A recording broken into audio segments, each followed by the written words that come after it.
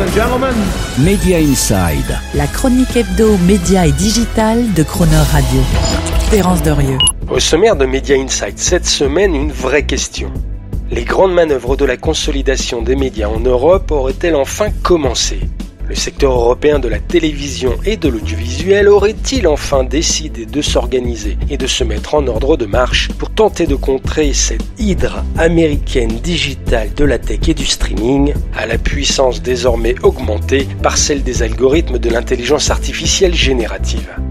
C'est en tout cas l'impression que laisse l'annonce faite vendredi dernier d'un rapprochement possible entre ITV et Sky, les deux leaders respectifs de la télévision gratuite et payante en Angleterre, premier grand marché de l'audiovisuel européen.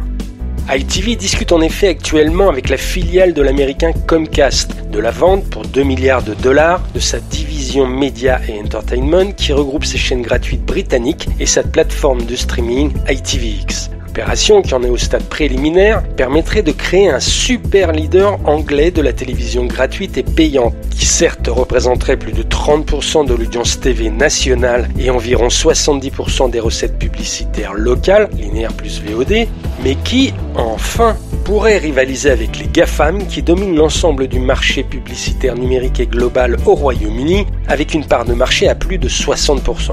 Une belle manœuvre de résistance qui vient s'ajouter, comme on le disait, à d'autres mouvements de début de consolidation à l'échelle du territoire européen. À l'image du rachat en juin dernier en Allemagne de Sky Deutschland par RTL Group, avec pour objectif de créer un champion audiovisuel germanophone capable de rivaliser avec Netflix, Disney+, ou encore Prime Video. Sans créer d'ailleurs pour autant de leader absolu sur l'audience et le marché publicitaire allemand, cette opération renforce considérablement la position nationale de RTL dans le gratuit, le payant et surtout le streaming avec un total désormais de 11,5 millions d'abonnés Sky RTL+.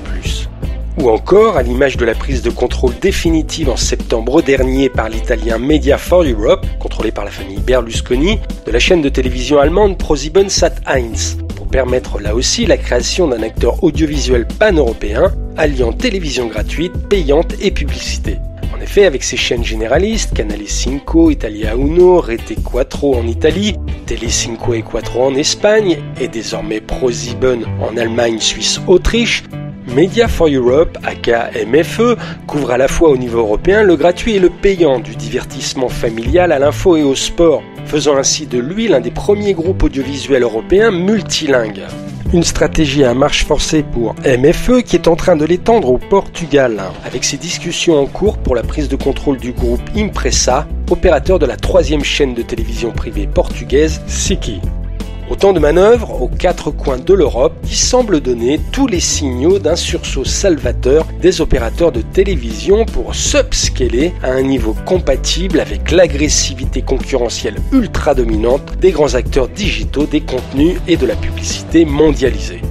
Mais un élan de consolidation qui n'a toujours pas atteint notre village gaulois de la télé depuis l'échec de la fusion de 2022 entre TF1 et M6.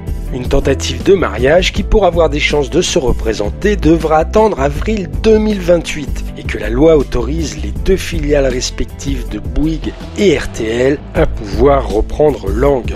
À moins que Canal+, inspiré par les stratégies gratuits plus payants du rapprochement réussi RTL Group plus Sky en Allemagne ou ITV plus Sky en cours en Angleterre, ne se décide un jour, ou ne se résigne, devrait-on dire, à une combinazione osée avec l'un ou l'autre des frères ennemis de la télé gratuite nationale. Même si, pour l'heure, et comme nous l'expliquions dans une chronique précédente, Canal+ est à juste titre beaucoup plus à ses affaires africaines qu'européennes. Media Inside. Terence Derieux, tous les mercredis à 7h45 et 19h45 et à tout moment en podcast. Cronerradio.fr